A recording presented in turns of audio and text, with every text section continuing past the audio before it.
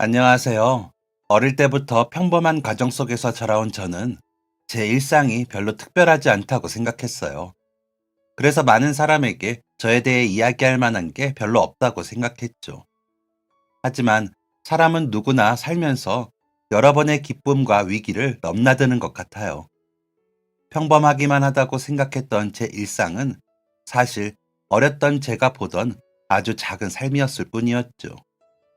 오남동녀 외동딸로 사랑받으며 태어났어요. 우리 집은 할아버지, 할머니 때부터 음식점을 운영해 왔는데 아버지께서 본격적으로 가게를 같이 하기 시작하면서 꽤 규모가 커지게 되었죠. 아버지는 사업 수완이 좋으신 분이라 장사도 잘하시고 신메뉴 개발이나 가게의 입지를 보는 눈도 탁월했어요. 그 덕분에 아버지가 할아버지, 할머니와 함께 사업을 하면서 장사도 규모가 커지고 2호점과 3호점을 내기도 하셨어요. 사업을 운영하며 알게 된 거래처 중 한 곳에서 소개받아 저희 어머니를 만나게 되셨고요. 사업차 알게 되었다고 하면 뭔가 일 때문에 결혼하게 된 건가 싶기도 한데 소개로 만났다고 하더라도 두 분은 사이가 참 좋으셨어요. 소개 이후 길지는 않았지만 연애 기간을 통해 서로 결혼해도 되겠다는 확신이 생겨서 하셨다고 하니 보통의 연애 결혼과 다름없었죠. 그래서 이런 이야기를 들으면 집안의 분위기가 삭막하다거나 어색하지 않냐고 물어보기도 하는데 저는 그냥 그 당시의 소개팅 중 하나였다고 생각해요. 선을 보거나 중매 결혼을 한다고 해도 서로 마음이 잘 맞는다면 만나게 된 방법은 크게 상관없구나 싶죠. 그래서 저는 어릴 때부터 부모님이 매우 사이좋은 모습만 봤었어요. 큰 소리가 나거나 싸우는 일은 기억에 없는 것 같아요. 그리고 아무래도 서로의 일에 대해 잘 알다 보니 결혼하고 나서 사업도 더 좋아졌어요. 어머니 역시 매우 성실한 성격에 장사에 대한 감이 좋으셨고 열정도 있으셨어요. 두 분이 서로의 일을 응원하고 도와주시는 모습을 보면서 저 역시 많은 것을 깨달았습니다. 그러다 보니 자연스럽게 제 꿈도 언젠가는 어머니 아버지처럼 좋은 가정을 꾸리는 거였어요. 비슷한 일을 하는 사람이라면 저렇게 서로에게 도움을 줄 수 있구나 싶어 나도 나와 비슷한 일을 하는 사람 혹은 서로의 일을 이해할 수 있는 사람을 만나면 좋겠다 하는 생각을 했죠. 손에 꼽히는 부자는 아니었지만 그래도 언제나 부족함 없이 넉넉한 환경에서 자라왔기에 제 어린 시절은 딱히 어려움이나 고난 같은 것은 없었어요. 하지만 집이 잘 산다고 해서 부모님이 저를 아무거나 사주며 버릇없는 아이로 키우지도 않으셨죠. 가정교육과 육아에도 신경을 많이 쓰셔서 용돈도 또래 친구들이 받는 만큼 주시고 제가 원하는 것이나 필요한 게 있을 때는 그것이 필요한 이유에 대해서 부모님을 설득할 만한 설명과 자료를 가지고 오게 하셨어요. 다만 제가 하고자 하는 일이 있고 그 부분에 대해 제가 확신이 있다면 아낌없는 지원을 해주셨죠. 특히 공부에 필요한 것에 대해서는 인터넷 강의나 학원, 책, 문제집 등 필요한 것이 있다면 적극적으로 지원을 해주셨어요. 저 역시 좋은 가정에서 훌륭한 지원을 받는다는 것이 얼마나 감사한 일인지를 잘 이해하고 있었고, 그래서 저에게 주어진 것들에 대해 늘 감사하게 생각하였습니다.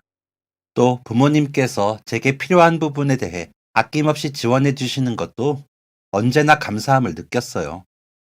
덕분에 저는 공부 하나는 마음 편히 할 수 있었어요.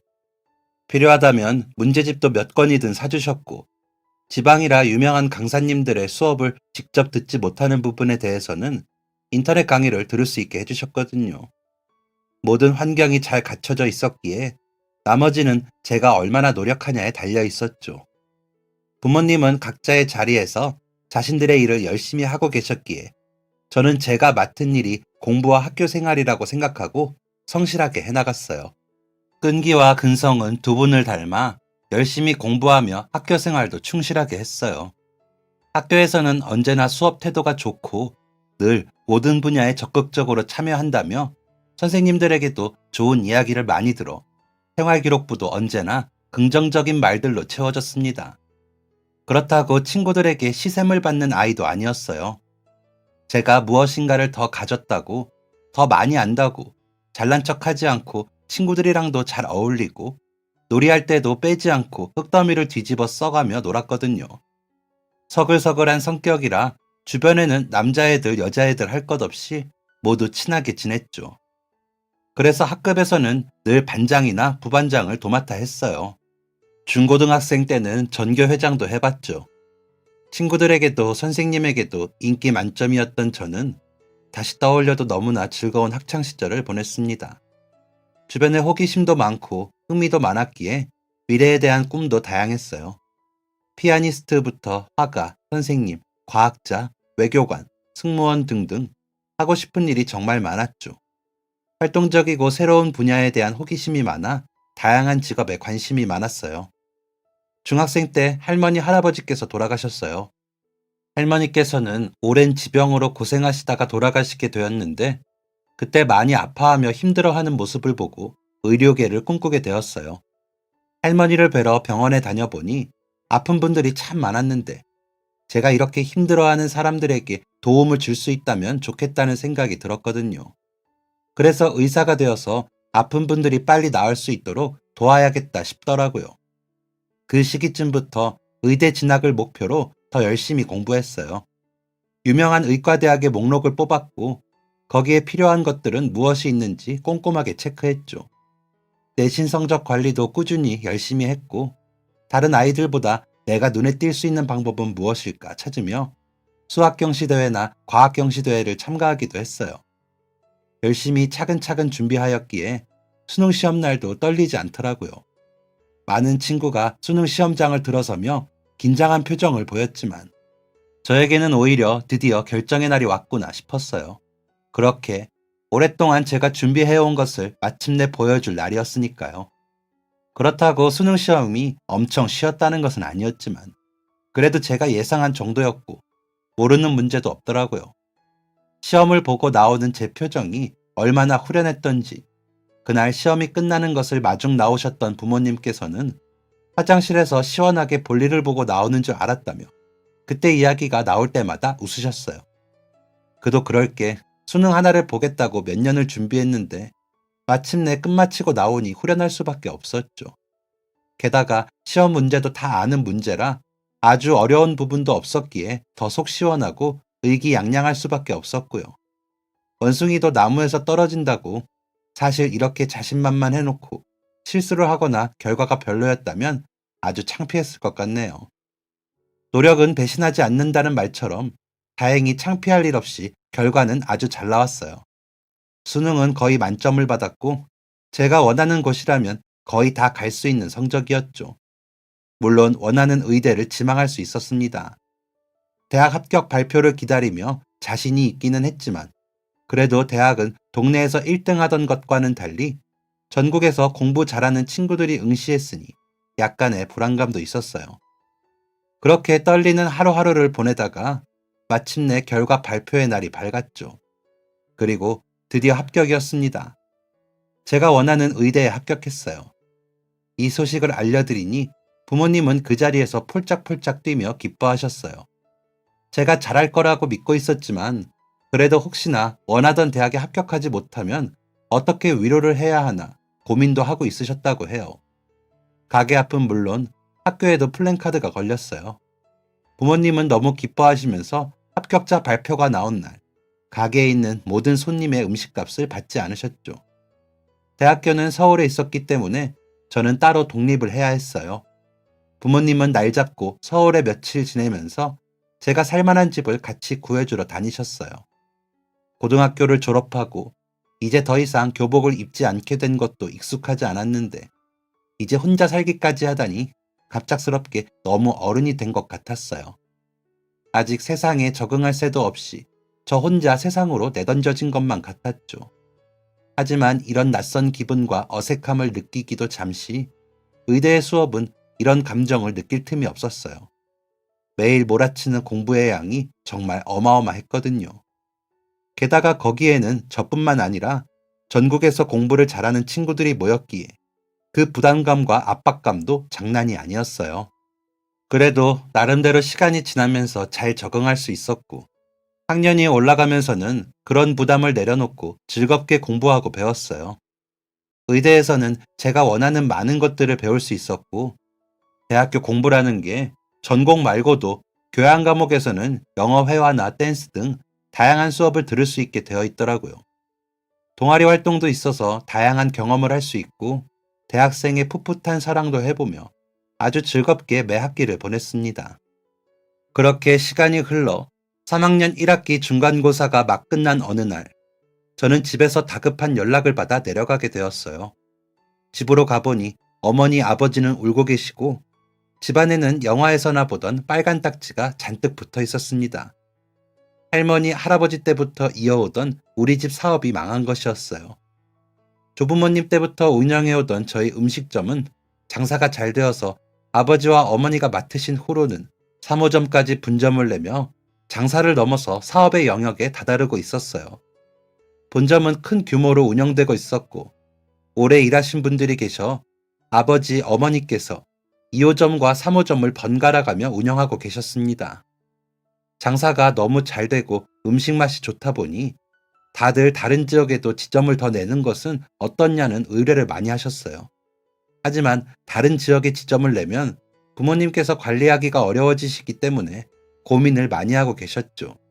그러던 중 단골 손님이던 한 사람이 이렇게 체인 사업을 운영하는 데 전문적인 사업가라고 하며 부모님이 원하면 다른 지역에도 가맹점을 내어 운영이 제대로 될 수 있도록 도와주겠다고 하며 부모님을 설득했나 봐요. 부모님은 고심 끝에 사업을 더 크게 확장하려면 본인들 힘으로는 무리고, 체인 사업을 제대로 하려면 전문가의 도움을 받는 것도 괜찮겠다는 결정을 하셨죠. 그래서 일을 맡겼고 한창 체인화를 하기 위해 바쁜 줄로만 알았는데, 알고 보니 그 사업가란 손님은 투자금을 들고 연락이 두절되었다고 하더라고요. 사업을 위한 자문 비용과 체인 사업을 위해 필요한 시스템 구축, 메뉴 개발, 직원 훈련비 등등의 명목으로 부모님은 이미 가게와 집 명의로 대출까지 받아 큰 돈을 투자하신 상황이었고요. 그런데 그 사람이 그 돈을 그대로 들고 도망친 거였습니다.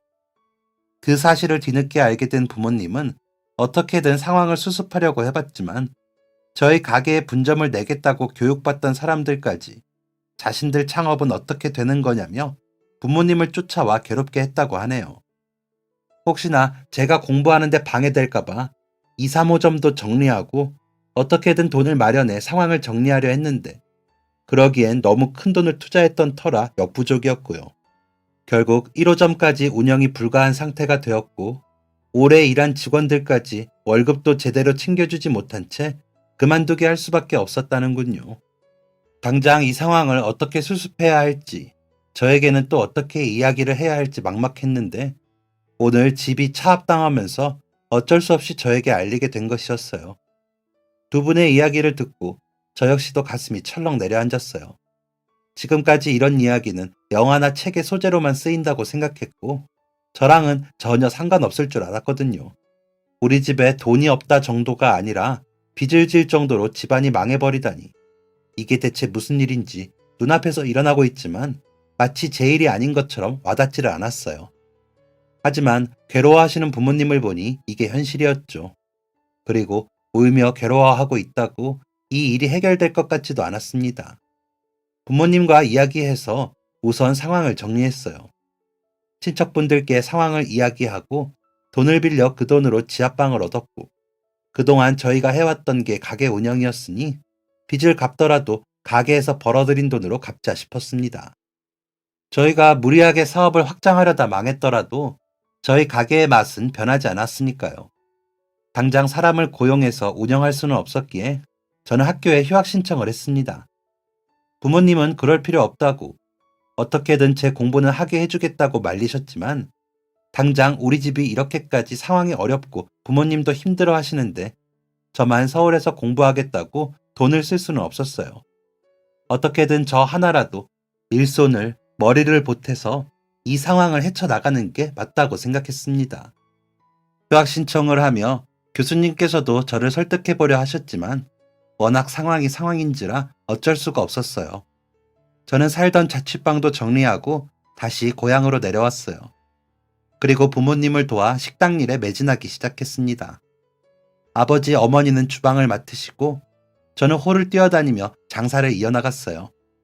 다행히 근처에 살고 계시던 고모가 아들과 함께 가게 운영을 도와주셨고 가족들이 고군분투해가며 장사를 계속해 나갔습니다. 처음에는 흉흉한 소식 때문에 발길이 뜸해졌던 손님들도 어느새 다시 찾아와 주셨어요. 오히려 저희 상황을 알게 되시고 힘내라며 응원을 해주시는 분들도 있었죠. 저는 가게를 마감하고 야간 시간에는 근처 PC방에서 아르바이트 했어요. 그동안 공부하느라 잠을 아껴온 습관이 여기서 빛을 발하더라고요. 아버지는 가게가 끝나고 나면 대리운전 하셨고 어머니는 아침 일찍 가게가 오픈하기 전 건강 음료를 배달하는 일을 하셨습니다. 저희 세 사람 모두 서로에게 다른 일을 하는 것을 비밀로 하고 있다고 생각했지만 사실은 어렵고 힘들게 투잡을 뛰고 있다는 사실을 서로 알고 있었죠. 그런 생활이 1년 정도 계속되었고 가장 먼저 저희 가게에서 일하면서 퇴직금은커녕 월급도 제대로 받지 못하고 그만둘 수밖에 없던 직원분들에게 못 받았던 월급을 돌려드렸어요. 당장 저희 빚을 갚는 것보다 그게 더 먼저인 것 같다고 부모님께서 말씀하셨고 저 역시 그 의견에 동의했습니다. 아직도 사람을 고용해서 쓸 정도는 아니었기에 저는 학교에 1년 더 휴학 연장을 신청했어요. 늘 그래왔던 것처럼 꾸준히 성실하게 가게를 운영해 나갔고 힘든 상황 속에서도 부모님과 저는 용기를 잃지 않으려 애썼습니다. 그렇게 하루하루 매일 노력하다 보니 어느새 숨통이 트이는 시기가 오더라고요. 가게는 다행히 꾸준히 매출이 다시 올라가고 있었고 직원을 고용해 이전보다 손님을 더 받을 수도 있었어요. 덕분에 운영 시간도 더 늘릴 수 있었죠. 그렇게 숨가쁘게 날마다 달리다 보니 어느새 시간이 훌쩍 지나갔습니다. 내년에를 거듭하던 학교는 결국 정해진 복학 기간을 다 써버리고 다시 복학할 시기를 놓쳐 자연스럽게 돌아가지 못하게 되었죠. 저희 가게는 예전의 매출을 되찾았고 이제 직원들도 몇 명 더 생기게 되었습니다. 저는 사업 수완을 발휘해서 포장기계를 들여 조금 더 전문적으로 포장하는 방법을 선택했고 운전면허 학원에 다녀 면허를 취득하고 배달을 위해 오토바이를 구입했어요. 처음에는 가게 근처에 주로 배달을 하였는데 생각보다 배달을 찾는 분들이 많더라고요. 어느새 저 혼자 배달하기는 벅차서 오토바이를 한 대 더 마련했고 고모의 아들이자 제 친척 동생이 배달을 같이 해주었습니다. 포장이 더 깔끔하고 전문적으로 되니 예전보다 더 멀리서 찾아주시는 손님들도 늘었어요. 저희 가게에서는 포장해서 가져가도 음식물이 흐르거나 새지도 않고 집에 가서도 말끔하게 펼쳐서 먹을 수 있어서 너무 좋다고 하시더라고요. 시간대별 매출과 손님들을 파악해 메뉴에도 변화를 주었습니다. 잘 나가지 않는 메뉴는 과감하게 삭제했고 더욱 다양한 사람들의 취향을 고려해서 매콤한 버전과 어린이 메뉴를 추가했어요. 그랬더니 주말에도 가족 단위로 많이 방문하시더라고요. 아예 아이들 집에 가서 반찬을 해준다며 어린이 메뉴를 포장해 가시는 분들도 계시고요. 덕분에 매출은 꾸준히 높아졌고 저는 명문 의대를 포기하였지만 그래도 그 덕에 저희 집안이 다시 일어설 수 있었다고 생각했어요. 몇 년이 지나고 나니 저희 가게는 완전히 예전의 명성을 되찾았고 차례차례 2호점과 3호점을 내며 사업을 확장해 나갔습니다. 상권 분석부터 고객층까지 제가 부모님과 함께 꼼꼼하게 파악하여 2호점과 3호점을 차렸고 그 덕분에 실패 없이 꾸준히 성장을 달릴 수 있었죠. 미친 듯이 일에 매달리다 보니 어느새 빚도 다 갚았고 사업은 활발하게 다른 지점도 낼 수 있게 되었지만 그 사이 저는 대학도 돌아갈 수 없었고 어느새 젊음을 다 놓쳐 결혼은커녕 연애도 못하고 시간이 지났어요. 정신 차리고 돌아보니 그렇더라고요. 친구들은 하나둘 결혼해서 주말에는 다른 친구들 축하하러 돌아다니고 정작 돌아오는 길에는 저 혼자인 것이 가끔은 쓸쓸하게 느껴졌어요. 그런데 누구를 소개받아도 사업의 전반적인 부분을 제가 책임지고 있으니 자유롭게 만날 시간도 없더라고요. 부모님께서는 이제 제 삶을 살아도 된다고 하셨지만 대학 졸업도 못하고 다른 일을 하려고 준비도 하지 않은 저에게 다른 직장을 찾는 것도 힘들었고, 그래서 가게가 제 업이자 삶이었어요. 그리고 나름대로 그 삶에 매우 만족했고요. 제 20대 청춘을 다 바쳐서 세운 가게였으니 더 애틋할 만하죠. 가끔 공부에 대한 미련이 남아 외식 경영 쪽으로라도 해볼까 싶기도 했지만 그럴 시간이 잘 나지 않더라고요. 오랫동안 공부를 놨었기에 다시 하면 잘할 수 있을지 확신도 없었고요. 점차 가게는 제가 일일이 손을 보지 않아도 잘 돌아갈 만큼 시스템 구축이 잘 되어 있어 한시름 놓을 수 있었는데요.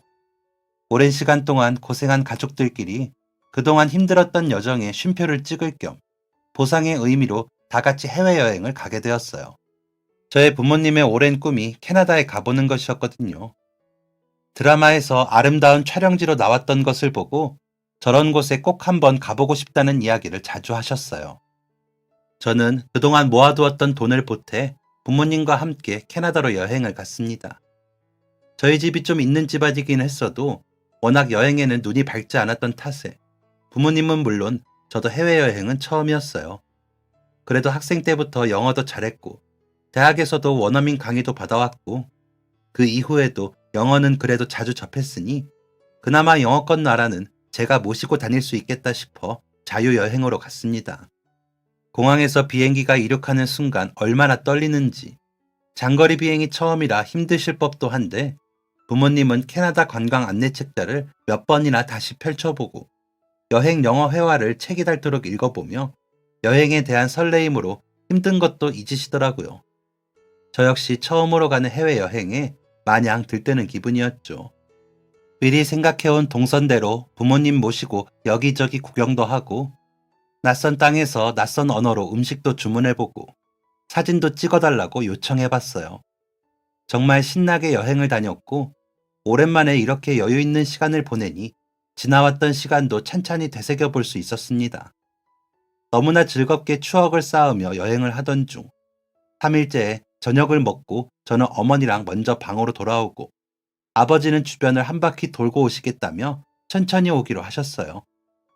저는 방으로 바로 가려다가 어머니가 한국에서부터 가져온 가래떡을 나누어 먹고 들어가라고 하시길래 알겠다고 하고 부모님 호텔방으로 갔습니다. 유명 떡집에서 사온 거였는데 도착하고 한동안 바빠서 먹지 못했더니 그 사이 굳어져 버렸더라고요. 버리자니 너무 유명한 곳에서 산 거라 아깝다며 먹어버리자고 하셨죠. 그래서 어머니를 따라 방으로 가서 가래떡을 먹을 준비를 해두고 화장실에 갔다가 매장에서 걸려온 전화를 받느라 잠깐 화장실에 있었는데 밖에서 뭔가 이상한 낌새가 느껴졌어요.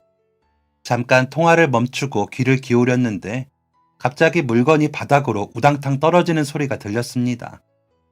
저는 깜짝 놀라 통화를 끊고 밖으로 달려나갔죠. 나가봤더니 테이블 위에 올려두었던 포크랑 그릇들이 바닥으로 다 떨어져 있고 조명과 휴지꽉 같은 게 떨어져서 바닥에 굴러다니고 있었습니다. 이게 대체 무슨 상황인가 싶어서 두리번거리니 테이블 아래쪽에서 어머니께서 무릎을 꿇은 채 괴로워하시는 모습이 보였어요. 엄마! 하고 깜짝 놀라서 다가가니 어머니께서 숨을 못 쉬면서 목을 손으로 붙잡고 씩 쌔익 하는 이상한 소리를 내고 계셨어요. 너무나 깜짝 놀라고 무서워서 어떻게 대처해야 할지를 모르겠더군요. 떡이 어머니 목에 걸린 것 같기는 한데 갑작스러운 상황이라 응급시 대처 방안이 하나도 생각나지 않았어요. 얼핏 이럴 때 하임리히법을 쓰면 된다는 생각이 떠올랐지만 어머니보다 제가 체구가 좀 작은 편인 데다가 제가 너무 무서워서 온몸을 벌벌 떠느라 몸에 힘이 들어가지 않더라고요. 다급하게 방문을 열고 도와달라고 외쳤어요. 바로 옆에 방이 보이길래 문을 두드리고 벨을 누르며 도와달라고 외쳤는데 제 목소리를 들은 옆방에서 한 동양인 남자가 나왔습니다. 도와주세요. 제발 도와주세요. Help! Help me please! 저는 울먹이는 목소리로 영어와 한국어를 섞으며 복도에서 외쳤습니다. 그 남자분은 저를 보더니 한국분이세요? 라고 말씀을 하시더라고요. 저는 얼굴에 눈물이 범벅인 채로 네! 라고 하였습니다. 그리고 남자를 보는데 그 남자는 눈을 동그랗게 뜬 채로 저를 보더라고요. 저도 얼핏 익숙한 얼굴이다 싶었지만 지금은 어머니가 우선이라 누구인지 기억해내느라 시간을 지체할 상황도 아니었어요. 그래서 얼른 그 남자를 데리고 어머니가 계신 곳으로 이끌었습니다. 그는 빠르게 어머니에게 다가가 살펴보더니 반쯤 엎드린 채 괴로워하던 어머니를 일으켜 하임리히법을 시도했어요. 뒤쪽에서 명치 부분을 잡고 몇 번 힘을 주니 괴로워하시던 어머니의 목 안쪽에서 떡 조각이 튀어나왔습니다. 그러자 어머니는 켈록켈록 기침을 내뱉으며 그제야 숨을 몰아쉬었어요. 남자는 다시 한번 어머니의 얼굴을 보며 다른 이상은 없는지를 살폈고 다행히 다른 이상은 없다고 하더라고요. 저는 어머니의 얼굴을 살피며 괜찮은지 물어봤어요. 어머니께서는 다행히 괜찮다고 하시며 저분은 누구시냐고 덕분에 살았다고 얼굴을 들어 인사하셨죠. 떡이나 젤리는 자칫 기도를 심하게 막을 수 있어 심각한 응급 상황으로 이어지거나 사망에 이를 수 있다는 이야기가 떠오르면서 온몸에 피가 순식간에 식는 느낌이 들더라고요. 그만큼 너무 놀라기도 했고 더 늦기 전에 잘 조치되어서 다행이라는 생각이 들었어요. 때마침 아버지께서 방 안에 들어오시고 깜짝 놀라며 이게 다 무슨 상황이냐고 물으시더라고요. 어머니께서 떡을 드시다가 목에 걸려서 옆방에 계신 분께서 저희를 도와주었다고 설명해 드렸죠. 우리 가족은 일어나서 그 남자분께 너무 감사하다고 인사드렸어요. 정말 저희 어머니가 큰일이 날 뻔한 걸 도와주셨다고 생명의 은인이라고요. 아무도 나와보지 않아서 이대로 나쁜 일이 생기나 싶었는데 정말 너무 감사하다고 온 가족이 여러 번 고개 숙여 인사드렸어요. 알고 보니 그분은 의사 선생님이라고 하시더라고요. 정말 다행히도 의사 선생님이 옆방에 계셔서 목숨을 구할 수 있었죠. 저도 의대를 다니다가 그만두었는데 응급 상황에서 머릿속이 하얗게 변해서 손을 쓰지 못한 게 부끄럽다고 생각했습니다. 그리고 괜찮으시면 저희가 사례라도 하고 싶다고 말씀드렸으나 그분은 거절하시더라고요. 의사로서 당연한 일을 한 거라고요. 어머니를 방에 눕혀드리고 아버지께 뒷일을 부탁드린 후 그 의사 선생님과 함께 방을 나섰습니다. 마지막으로 다시 한번 감사 인사를 드리며 제 연락처를 적어드리고 저희가 살해할 방법이 있으면 언제든 연락달라고 말하며 돌아서려는데 그분이 갑자기 저를 불렀어요. 저기요, 혹시 저 기억 안 나요? 저는 다시 한번 돌아서서 그분의 얼굴을 자세히 들여다보고 정말 깜짝 놀랐습니다. 아니, 너는 네가 어떻게 여기에... 아니, 왜 여기에... 아니, 그게 아니라... 오랜만이라고? 그래, 엄청 오랜만이다. 이게 대체 몇 년 만이야? 그러게, 벌써 10년은 넘었네. 한 13년 정도 되었나? 10년이면 강산도 변한다는데 너는 그대로다. 에이, 내가 무슨 그대로야. 완전 아줌마 다 됐는데. 아줌마는 무슨, 여전히 예쁜데? 나야말로 아저씨 다 됐지 뭐. 에이, 너야말로 의사도 되고 여전히 멋있는데? 알고 보니 그는 오래전 제가 의대를 다닐 때 만났던 첫사랑이었어요. 세상에, 그 남자를 여기 먼 타국에서 이렇게 많은 세월이 지난 후 다시 만나게 될 줄이야. 정말 놀라웠죠. 그는 제 첫사랑이자 제 첫 연애 상대였어요. 오래전 항상 제가 사는 곳에서 1등만 했던 저는 첫 중간고사에서 제가 1등이 아니라는 사실이 매우 충격이었어요. 언젠가부터 당연히 1등만 했었는데 그동안 제가 강가에 살던 물고기였다는 기분이 들더라고요. 이제 더 큰 물에 내던져지게 되었구나 싶었어요. 그리고 그 큰 강에서 남들보다 빠르게 앞서가려면 더 열심히 헤엄쳐야 한다는 사실도 깨달았죠. 다음 시험에는 반드시 1등을 하겠다는 생각으로 이 악물고 중간고사 때보다 2배, 3배는 더 열심히 했습니다. 고3 때도 이렇게까지 공부한 적은 없었던 것 같았네요. 그리고 기말고사가 되었고 성적이 나왔는데 안타깝게도 수석은 놓치고 말았어요. 이전에 1등을 했던 친구가 또 같은 수석이더라고요. 대체 저 친구는 뭐길래 매번 수석을 하나 싶어 화가 나기도 했고 그러다 보니 자연스럽게 그 친구에게 관심이 갔습니다. 외교관인 부모님을 따라 어릴 때 해외에서 살다가 왔다는 그 친구는 키도 크고 잘생긴 외모에 성격도 좋아서 남녀 학생은 물론 선배님들에게도 인기가 좋았어요. 교수님들도 다들 그 친구를 예뻐했고요. 수업 태도가 좋은 것은 물론이고 여러 모임에도 빠지지 않는데 이상하게 성적까지 우수하더군요. 흔히 말하는 엄친아 같은 거였어요. 저보다 더 놀면서 성적은 더 좋은 그 친구 때문에 저는 더욱 오기가 생겼습니다. 어떻게 해서든지 반드시 저 친구를 이겨야겠다고 이 악물고 공부를 했어요. 다음 학기가 되었고 저는 그 친구를 몰래 쫓았어요. 대체 어디서 어떻게 얼마나 공부하는지 너무 궁금했거든요.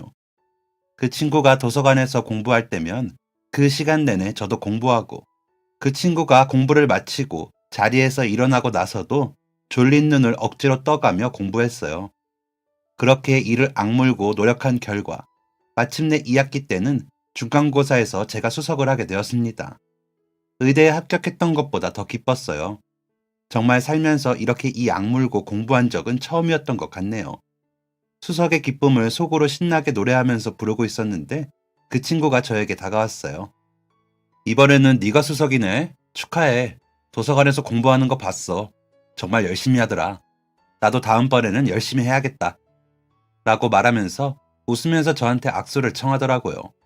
저는 자신을 이기려고 이 악물고 반년을 공부했는데 이 친구는 이렇게 태연하게 웃으면서 제가 자신을 이긴 것을 오히려 축하하며 악수를 청하다니 정말 속이 좋은 건지 아니면 쿨한 척을 하는 건지 뭔가 싶었죠. 저는 어색하게 웃으면서 악수를 받으며 고맙다고 짧게 이야기했습니다. 그 아이가 로봇이 아닌 것도 알았고 제가 더욱 노력하면 수석을 할 수 있다는 것도 알게 되었으니 이제 제 목표는 분명했어요. 이번에 한 것처럼 열심히 해서 계속 수석을 유지하는 것이었죠. 그래서 그날도 역시나 이 악물고 열심히 공부하는데 누군가 제 책상에 커피캔 하나를 슬며시 내려놨습니다. 고개를 올려보니 만년 수석을 하던 그 친구였죠. 이거 먹으면서 하라고. 내 거 사는 김에 우리 과 동기 보니까 반가워서. 나도 늦게까지 공부할 건데 우리 힘내보자. 1학기 내내 수석했다고 이렇게 여유가 있는 건가 싶으면서 자기가 수석을 놓쳐서 기분 나쁘거나 그러지 않다니 참 태평한 친구다. 참 성격도 좋은 친구다 싶은 생각이 들었죠. 그러고 다시 열심히 공부를 하다 보니 어느새 해가 졌더라고요. 너무 어두워지기 전에 오늘은 이만 정리해야지 싶어서 짐을 정리하는데 그 친구는 이미 갔는지 보이지 않더라고요. 오늘도 내가 그 녀석보다 더 열심히 공부했구나 싶어 뿌듯한 마음으로 도서관을 빠져나왔어요. 그랬는데 도서관 문 앞에 그 애가 있더라고요. 절 보더니 엄청 반갑게 손을 흔들면서 자기 손에 있던 샌드위치 하나를 저한테 내미는 거예요. 멀뚱하니 쳐다봤더니 제가 저녁도 안 먹고 공부하길래 자기도 마침 출출해서 사는 김에 샀다면서 주더라고요. 그러더니 밖이 많이 어두워졌다며 이제 집에 가는 길이면 자기가 데려다 주겠다고 했어요. 저는 괜찮다고 말렸지만 제가 안전하게 집에 가야 가장 큰 경쟁자인 자신이 의심을 안 받는다며 무조건 저를 안전하게 데려다 줘야겠다고 우기더라고요. 그래서 어쩔 수 없이 같은 방향으로 걸어갔죠. 가는 길에 편하게 먹으라며 제 책까지 들어주더라고요. 대체 이게 뭐하는 시츄에이션인가 싶었지만 배고프던 차에 마침 샌드위치도 생기고 밤길에 혼자 가기 불안하기도 했는데 같이 갈 사람도 있다니 이래저래 좋은 건가 하는 생각을 하며 걸어갔어요.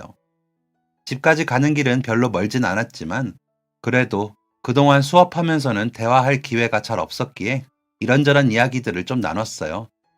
저는 지방 사람이라 학교 근처에 자취하고 있다는 이야기와 그 친구는 집이 서울이라 집에서 학교로 통학한다고 하더라고요. 학교에서 집까지 겨우 10분이 조금 넘는 시간이었지만 뭔가 그동안 제가 오해했던 그 친구에 대해서 조금은 생각이 달라진 계기가 되었어요. 저 혼자 1등을 놓쳤다는 압박과 아쉬움에 그저 그 아이를 적개심을 가지고 지켜봤었는데 사실 그 애는 아주 다정하고 따뜻하고 왜 친구들이 많은지 납득이 갈 정도로 성격도 좋더라고요. 그 일을 계기로 바로 친한 친구가 되었다기보다 그날 이후로 저희는 종종 인사도 나누고 도서관에서 같이 마주치면 이야기도 나눴어요. 그렇게 조금씩 친해지면서 밥도 같이 먹고 도서관에서 공부할 때 서로 알려주기도 했죠. 늦은 시간까지 공부하는 날이면 꼭 저희 집 앞까지 데려다주고 집으로 돌아가고는 했어요. 그리고 그해 기말고사에서는 그 친구도 저도 나란히 공동 수석을 했죠. 저희 두 사람은 그동안 열심히 공부한 자신들을 축하할 겸 이제 1학년도 끝났겠다. 긴 겨울방학을 앞두고 같이 밥 먹고 영화를 보기로 했어요. 대학 올라와서 쭉 공부에 집중하느라 서울을 제대로 즐겨볼 시간도 없었는데 그 친구 덕분에 서울의 유명한 거리도 걸어보고 멋진 극장에서 영화도 보고 맛있는 식사도 할 수 있었어요. 고맙다고 인사를 하고 버스 정류장에서 헤어지려는데 시간이 늦었다며 우리 집까지 바래다 주겠다고 하더라고요. 알겠다고 이야기하고 걸어가는데 집 앞에서 쭈뼛거리더니 가방 안에서 작은 꽃다발을 꺼냈어요. 이게 뭐냐고 물었더니 저에게 주는 선물이라고 하더라고요. 이런 걸 뭐하러 주냐고 물었더니 사실은 꽤 전부터 저를 좋아했었다고 해요. 신입생 환영회에서 저를 처음 봤을 때부터 관심이 있었는데 말을 걸어보려고 해도 늘 공부 중이고 다른 모임에도 잘 참여하지 않아서 이야기를 나눌 기회가 거의 없었다고요. 자기가 다가가서 말이라도 하려고 하면 제가 늘 자리를 피했고 그러다 마침내 처음 도서관에서 저에게 캔커피를 주면서 용기를 내 다가가기 시작했다고 해요. 생전 처음 받아보는 고백에 어떻게 해야 할지도 모르겠고 심지어 그 상대가 저는 라이벌이라고만 여겼었던 아이라니 너무 당황스러웠죠. 제가 당황하는 것을 알았는지 그 친구는 딱히 대답을 바라는 것은 아니었고 이제 방학이라서 한동안 못 볼 수도 있으니 마음을 전하고 싶었다며 괜히 자신이 부담스럽게 했다면 미안하다며 집에 조심히 들어가라고 하고 골목으로 사라졌습니다. 저는 집으로 들어와 그 아이가 준 꽃을 병에 담으며 한참을 바라봤어요. 오늘 온종일 이 꽃다발을 가방에 들고 다니며 언제쯤 저에게 줄지 어떻게 말을 해야 할지 망설였을 그 친구의 떨리던 마음을 생각하니 뭔가 미안한 마음이 들기도 하더라고요. 그리고 그동안 저에게 관심이 있었기에 다가오려던 모습을 저는 그저 경쟁 상대로만 느껴서 쌀쌀맞게 대했으니 얼마나 속상했을까 싶기도 하고요. 그렇게 고백받고 나서 저는 방학이라 인사차 그리고 휴식 겸 본가로 내려갔고 그 친구는 방학 동안 해외에 다녀온다고 들었기에 저희는 연락 없이 지냈어요. 먼저 연락을 해볼까 싶기도 했지만 무슨 말을 해야 할지 몰라서 그냥 말자 싶더라고요. 그리고 방학이 끝나기 전 저는 다시 서울로 돌아왔고 여느 때처럼 도서관에서 공부했습니다. 개강을 앞두기 며칠 전 도서관에서 그 친구와 마주치게 됐죠. 저를 보더니 여기 있을 줄 알았다고 하더군요. 아무 일 없는 듯 다시 인사를 건네주니 고마운 마음이 들기도 했고 방학이 끝날 쯤에서야 그 친구를 다시 만나니 너무 반가운 마음이 들며 그제야 제 마음을 다시 깨닫게 되었어요. 지나고 보니 방학 내내 그 친구 생각만 했더라고요. 함께 시험 준비를 하며 어느새 가까워졌었나 봅니다. 그렇게 방학이 시작할 때 받은 고백의 답을 방학이 끝날 쯤이 되어서야 주게 되었고 그래도 저희 두 사람은 예쁘게 연애했어요. 수석과 차석이 연애하니 매우 큰 이슈였지만 저희 두 사람은 연애하면서 오히려 과제도 도와주고 공부도 봐주면서 서로에게 더 좋은 인연이 되어주었어요. 그렇게 나란히 공동 수석을 하거나 수석과 차석을 엎치락뒤치락 하면서 어느새 3학년이 되었죠. 그때까지도 저희는 잘 연애를 이어오고 있었어요. 집에 빨간 딱지가 붙던 날 걸려온 전화 한 통에 저는 휴학부터 지방에 남기로 결정했고 그 과정에서 그 친구 역시 휴학 후 해외로 나가게 되면서 저희는 이메일을 몇 번 주고받고 컴퓨터로 영상통화도 몇 번 하기는 했지만 시차도 있고 그 친구는 나름대로 바쁘고 저 역시 투잡하면서 가게 일만으로는 하루가 벅차서 다른 곳에 신경 쓸 여력이 없더라고요. 그러다 보니 시간을 내서 연락하는 것도 얼마 못 가 서로 자연스럽게 멀어지게 되었어요. 그는 캐나다 국적을 가지고 있었는데 어머니께서 캐나다로 돌아와 다시 지내면 어떠냐고 하셔서 한국에서 대학 생활을 그만두고 다시 캐나다로 돌아갔었다고 해요. 대학을 졸업하고 의전을 들어갔다고 하네요. 캐나다 내에서 병원 생활을 하던 중이었고 제가 여행을 간 그 주에 마침 원래 살던 집이 공사를 하는 바람에 잠시 호텔에서 지내던 중이라고 하더라고요. 가끔 한국에 있는 친구들을 만나러 한국에 가기도 했는데 그때마다 저를 한 번씩 떠올렸다고 하길래 농담인 줄 알고 그냥 웃었어요. 저는 너무 정신없는 일상에 그에 대해서 잊고 살았죠. 그런데 오랜만에 본 그가 저를 먼저 알아본 게 신기하긴 하더라고요. 호텔 앞을 걸으며 서로 그동안 어떻게 지냈는지 이야기를 나누었는데 그도 지금까지 결혼하지 않고 살았다고 해요. 만나는 여자가 있는지 물었더니 없다더군요. 아이고, 의사 선생님 인기가 너무 많아서 튕기는 거 아니야?